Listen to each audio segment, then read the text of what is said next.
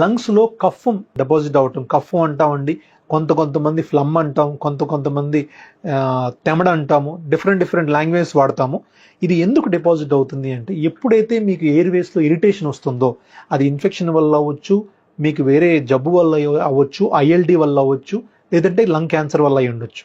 దేనివల్ల అయితే lung wind పైప్లో irritation వచ్చినప్పుడు మీకు అక్కడున్న గ్లాండ్స్ ఏదైతే ఉన్నాయో సెక్రిషన్స్ ఎక్కువగా బయటికి పంపిస్తాయి.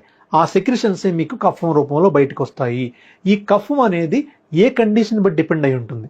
అదే కఫం కనుక థిన్గా ఉంటే మనం ఏమీ క్లియర్ చేయాల్సిన అవసరం లేదండి, ఆటోమేటిక్గా మన దగ్గుతోనే అది క్లియర్ అయి వస్తుంది.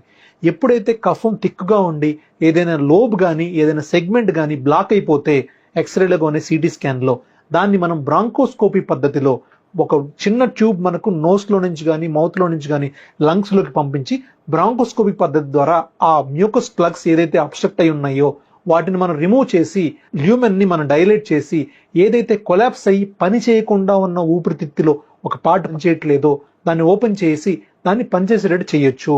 కానీ రొటీన్గా నార్మల్ డే టు డే లైఫ్లో వచ్చే ఫ్లమ్ ఏదైతే ఉందో 95% ఆఫ్ ద కేసెస్లో మనం రొటీన్గానే మనం దగ్గుతూనే తీసేయవచ్చు. ఆర్టిఫిషియల్ మెథడ్స్ యూజ్ చేయాల్సిన అవసరం ఉండదు.